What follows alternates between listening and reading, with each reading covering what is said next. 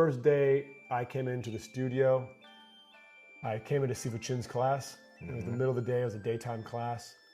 And the lineup was amazing. There was like probably maybe a dozen or a little bit less than that, maybe 10 people. And there was Mr. Chin. And Mr. Chin is maybe 5'8". He's not too big. He's not a tall guy. Maybe about that tall. And he used to have hair on the sides here that, sometimes like part over a little bit. It was like, he's bald. He's bald up top. And since he went totally bald, he's now like shaves his head bald. But he, for a while, had some side hair to look like a guy with hair. And then he had this big lump on his head, and it's still there. And the way it goes is that's his horn. He's got this one horn.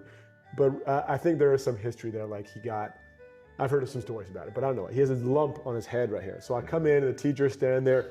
He's cross-armed, of course, looking, angry. He's got his lump on his head.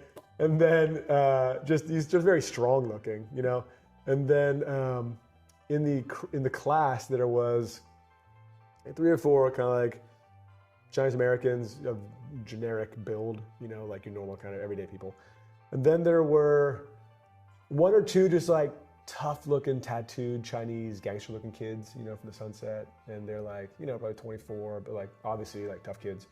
And then there was one like G.I. Joe looking guy, this white guy who was like crew cut, and you could tell he was the assistant, so he was looking pretty tough.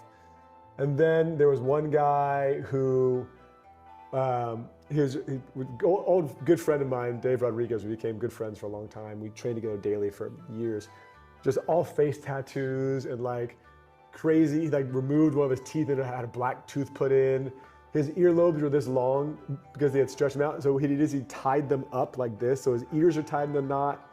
And just like this crazy looking guy, just thin. He's a vegan. He's like all green because his whole body is covered in tattoos.